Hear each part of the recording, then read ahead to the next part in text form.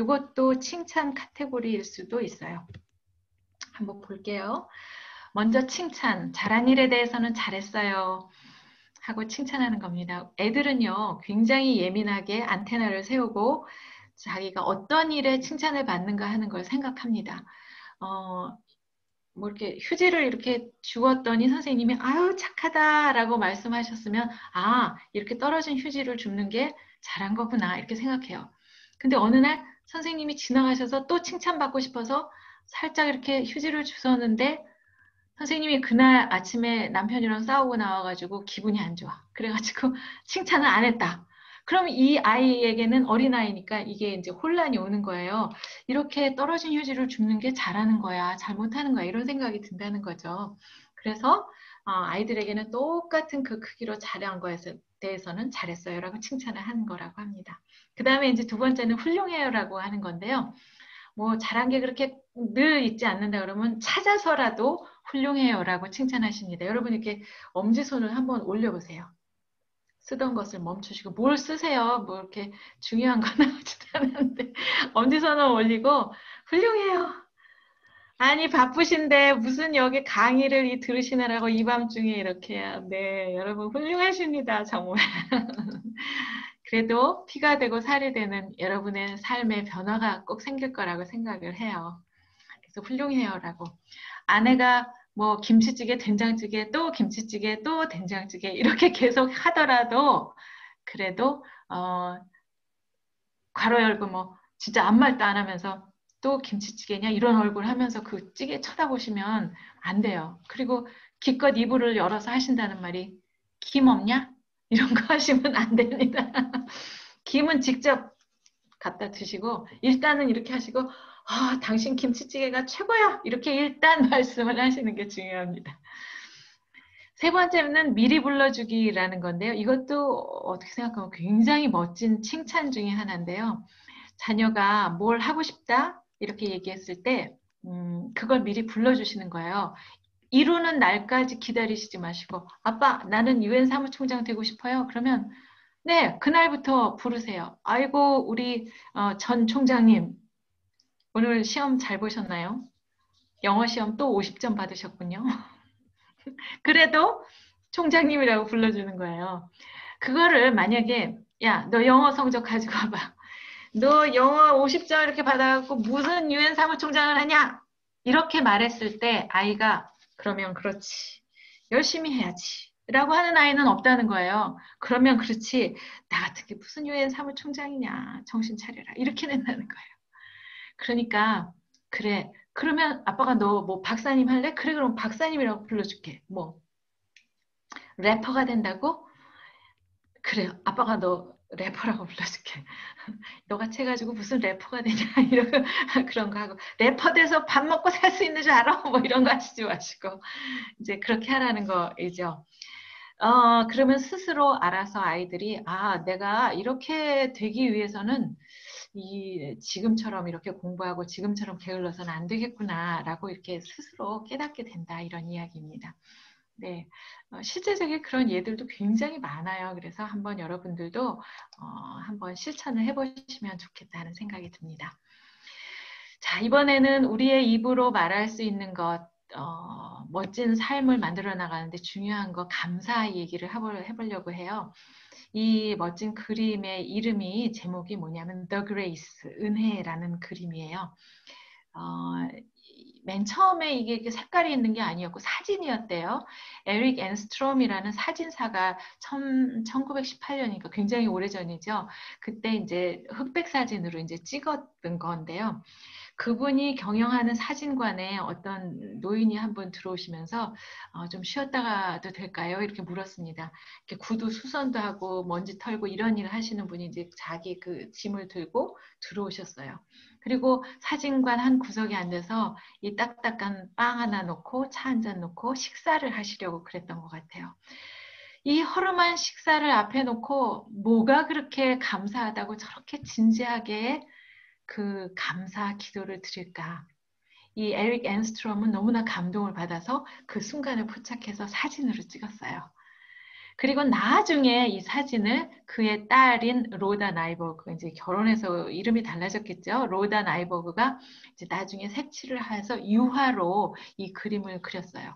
그래서 지금도 이 The Grace라는 것을 인터넷으로 찾아보면 사람들이 막 몰려와서 그 사진에 얽힌 이야기를 읽어보고 또 이걸 주문을 하고 막 그렇게 굉장히 유명한 그림이 됐다고 합니다. 이 감사라는 거는 바로 이런 거라는 거죠. 정말 감사할 게 꼭 있어야지 감사해? 라고 생각하는 분들에게 보여주는 게 있는 거죠. 감사는 어떻게 하냐면요. 세 가지로 합니다. 소소한 것도 감사하고요. 두 번째는 감사할 수 없는 것도 감사하고, 세 번째는 미리 감사하는 거예요. 소소한 것 감사. 저 정도 되면 우리 장 대표님은 젊어서 잘 모르시겠지만 저 정도 되면은 아침에 일어나면 무조건 감사해요. 하루에 진짜 하루 또 살려주셨잖아요. 아마 오늘같이 아픈 날에는 감사할 게 더 많아지실 거예요. 건강한 날들이 감사하실 거예요. 그렇죠? 그래서 그 여러 가지가 작은 것도 감사하면 감사할 게 너무너무 많고요. 아마 장 대표님 두 번째에도 해당하실 것 같아요. 감사할 수 없는 것도 감사. 장염이 나서 너무 아프지만 이때 감사할 게 막 나타난 거예요. 막 정말 맛있게 아무거나 막 먹고 떡볶이 저 짜장면 다른 거 다 먹어도 잘 소화시키던 그때의 건강과 그런 것이 너무너무 감사했더라는 거죠. 세 번째는 이제 미리 감사하기인데요. 저도 사실은 오늘 낮에 갑자기 허리가 삐끗해가지고요. 멀쩡하던 사람이 막 걷지도 못하고 막 이렇게 삐뚤어져가지고, 그랬었어요. 근데 이 사람이 어디가 아프잖아요. 그럼 굉장히 다운되더라고요. 그 날씨도 이렇고, 그래서 굉장히 묵직하고 다운되는 날이었는데, 또 하필이면 오늘 같은 날 이 줌 강의가 있어서 어떡하지 막 그렇게 생각을 했었는데, 이제 미리 감사했어요. 아마 오늘 오시는 분들 정말 멋있는 분 모이셨을 거야. 그래서 오늘 이 강의가 서로에게 너무너무 좋은 그런 시간이 됐을 거야. 될 것이야. 라고 이렇게 미리 생각하면서 감사를 했습니다. 그랬더니 아니나 다를까? 이렇게 너무 열심히 들어주시는 거예요. 제가 이렇게 여러분 얼굴을 가끔 이렇게 봅니다, 지금. 네. 이게, 그래도 다행히 저희는 이제 지난해 내내 그 비대면 강의를 이렇게 줌으로 했어요. 그래서 학생들 보면서 강의를 해서 그렇게 낯설지는 않아서 여러분들 얼굴을 이렇게 볼 수 있는 여유까지 보이고 있습니다. 그래서 여러분이 끄덕끄덕 잘 하시는지 졸고 계시는지 잘 보고 있습니다. 그래서 여러분들께 이제 도전을 하시기를 부탁드리는데요. 하루에 적어도 3가지 정도 감사를 한번 써보시면 좋을 것 같아요. 지금 여러분 마음속에 누구에겐가 한번 감사를 해볼까 생각해 보세요. 아내에게, 아니면 우리 자녀에게, 또 함께 일하는 동료에게 감사할 수 있죠. 그리고 이렇게 3가지 감사, 아니면 오늘의 감사한 일들을 이렇게 쭉 매일매일 써나가는 것도 좋고요. 그 다음에 나중에는 100가지 감사를 하는 거 한번 도전을 해보시면 좋을 것 같아요. 한 사람을 정하고 그 사람에게 100가지 감사를 써 드리는 거예요. 이게 말이 그렇지 진짜 힘들어요. 제가 한 2년 전인가 남편하고 제 딸이 지금 대학교 졸업한 딸이 있는데 이제 남한테만 100가지 감사 써보세요 하면 안 되잖아요. 그래서 저도 이제 쓰려고 한번 시도를 해봤습니다. 어머나, 한 30가지 정도 이렇게 쓸 때까지는 썼는데 그 다음에는 생각이 안 나는 거예요. 야, 이거 어떻게 된 거야? 그래가지고 지나간 일기, 사진첩, 아이의 스크랩 이런 거, 메모장 이런 걸 막 꺼내가지고 보기 시작했어요. 와, 얘가 이랬을 때 내가 정말 감사했는데, 와, 우리 남편이 이거 해줬을 때 진짜 내가 정말 감사했는데 내가 까먹고 있었구나. 이런 게 발견이 되더라고요. 우리 어머니 돌아가셨을 때 참 정성껏 모셔주셔서 내가 이 남자한테는 평생 바가지 안 긁겠다. 라고 그때 진짜 마음을 먹었건만서도 그거를 또 잊어버리고 맨날 또 불편한 거 이런 것만 자꾸 생각이 나더라 이 말이에요. 그래서 이제 생각나는 대로 그 지나간 날들을 보면서 채워 넣기 시작했습니다. 100가지가 다 완성되는데 한 2주일 정도 걸린 것 같아요. 꽤 시간이 많이 걸렸어요. 근데 이제 눈앞에서 주면 좀 얼굴이 뜨거울 것 같아가지고 이제 회사에서 이메일로 보냈어요. 그런데 집에 이렇게 돌아오는 길에 무슨 뭐 프랭카드 이런 게 좀 써있지 않을까 그런 기대를 하고 왔거든요. 뭐 여보 고마워, 엄마 사랑해요, 뭐 이런 프랭카드가 있을 것으로 생각하며 왔는데 아무 기척이 없네. 그래가지고 이거 어떻게 된 거지? 집에 들어와서 사람들 얼굴을 봤는데도 식구들이 별로 표정이 없는 거예요. 그래서 제가 답답하니까 이거 봤어요? 봤냐고, 내 거 이메일 봤냐고 그랬더니 봤대요. 아 근데 왜 아무 반응이 없어? 그랬더니 아이 뭐 창피하게 이제 쑥스러운 거였어요. 그래서 아니 아빠가 그럼 딸은 좀 달라야지. 딸도 똑같아. 그랬는데 정말 놀라운 사실은요. 그걸 전달하고 그 다음부터 이제 일어나기 시작했어요. 남편은 이제 제가 너무 많이 이렇게 말을 많이 하면, 아, 됐어, 그만해. 이렇게 말을 하는 적도 있었는데, 그다음부터는 저랑 왜 그 스몰 토크라고 보통 그러잖아요. 별거 아닌 얘기들. 집안 식구들끼리는 아무것도 아닌데, 뭐, 정말 그런 얘기들 있잖아요. 그런 거 얘기를 하는 거를 점점 즐기기 시작한다는 걸 제가 느끼게 됐고요. 제 딸도 그 당시에 제가 무슨 저 카톡 같은 거 보내면은 2박 3일 만에 답장이 왔는데 1박 2일 만에 답장이 오더라고요. 그래서 아주 흐뭇했었습니다. 이렇게 길을 걸어갈 때면 엄마 이렇게 어깨다 이렇게 손을 얹어주기도 하고 제 얘기를 귀담아 들어주기도 하고 그런 것들이 변화였다는 생각이 들고요. 정말 중요한 변화는 저에게서 일어났어요. 뭐냐면 시작할 때는 뭐뭐뭐 때문에 감사였어요. 뭐 이래서 감사, 나에게 뭘 해줘서 상을 받아왔을 때 감사, 이런 거 because of 때문에 감사였는데 이걸 다 쓰고 나니까 그냥 감사한 거예요. 그 존재 자체만으로 감사한 거예요. 남편이 내 옆에 있어줘서 감사하고 딸 아이가 정말 건강하게 무사하게 커서 내 옆에 있는 것만으로도 너무너무 감사한 거였었어요. 그러니까 존재 자체만으로 감사하다는 거죠. 그래서 이 백감사라는 게 너무너무 놀라운 결과를 가져오는 것이구나 하는 생각이 들고요. 여러분도 반드시 한번 도전을 해보시길 바라겠습니다.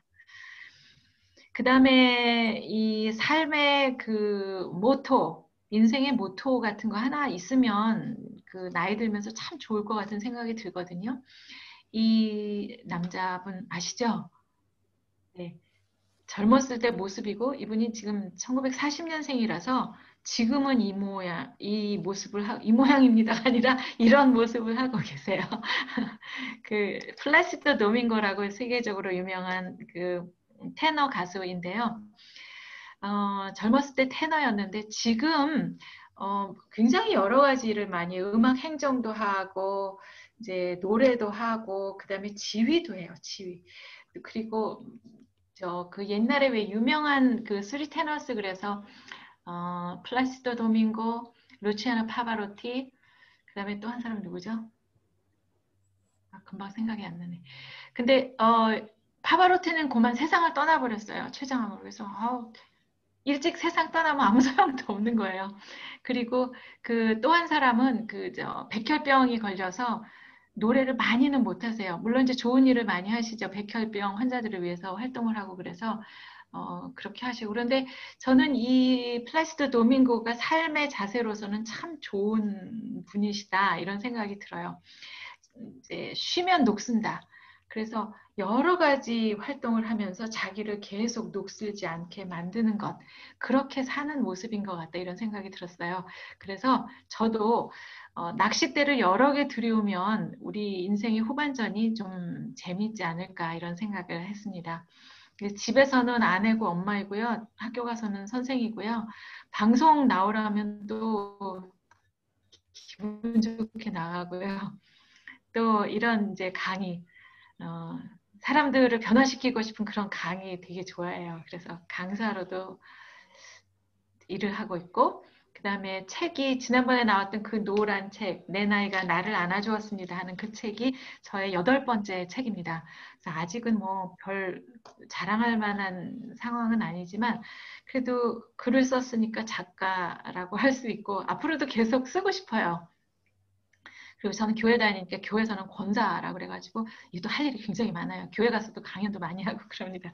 그래서 지금 낚싯대를 여러 개 들여놨기 때문에 이 중에서 한두 개를 걷어들여도 할 일이 너무너무 많아요. 그래서 그렇게 잘 지내고 있습니다. 제가 너무 길게 이야기를 해서 여러분들 질문과 답변을 할 시간이 줄어든 것 같아서 요거를 조금 넘어가고 마무리를 해야 될 것 같습니다. 여러분들의 후반전 인생은요, 행복하셨으면 좋겠어요. 뭘 하시든 잘하는 걸 할까요? 하고 싶은 걸 할까요? 이런 거를 물어보시는 분들이 계세요. 근데 저는 젊은이들한테는요, 하고 싶은 것보다는 능숙하게 잘하는 거, 그거를 조금 더 치중을 둬서 하라고 얘기는 해요. 젊었을 때 활동할 때는 잘하는 걸 하는 게 좋습니다. 왜냐하면 하고 싶은 거 하다가 쪽박 차는 경우도 많고요. 마음은 있는데 정말 일 못하면 그 분야에서 할 수가 없거든요. 방송 좋아하는데 방송이 안 돼. 그러면 안 해야 되는 거 아니겠어요? 그래서 젊은이들한테는 잘하는 거를 해라. 그렇게 말을 하지만 나이 들어서는 이제는 재미있는 거, 내가 좋아하는 거, 행복한 거, 그런 거 했으면 좋겠어요. 그래서 행복의 3대 요소는 재미도 있어야 되지만 그 일을 통해서 의미가 있어야 되고 성장을 하는 것이어야 한다. 이런 얘기를 합니다. 경로당에서 고스톱 하면 재미는 있는데 이게 무슨 의미가 있을지 혹시 뭐 치매 예방이다 그럼 또 그것도 의미는 있겠어요. 또 그다음에 여기서 10원짜리라도 따서 돈을 벌었다 그러면 그것도 성장이라고 해야 될지 모르겠습니다만은 정말 이렇게 재미와 의미와 성장을 따질 수 있는 그런 일이 우리가 후반전에 해야 할 행복한 일이다 이런 이야기인 거죠. 그래서 이제는 우리가 어떻게 하면 안 늙는나를 고민할 것이 아니라 우아하게 늙는 것, gracefully aging의 시간을 갖는 게 중요하겠다. 그런 생각이 들고요.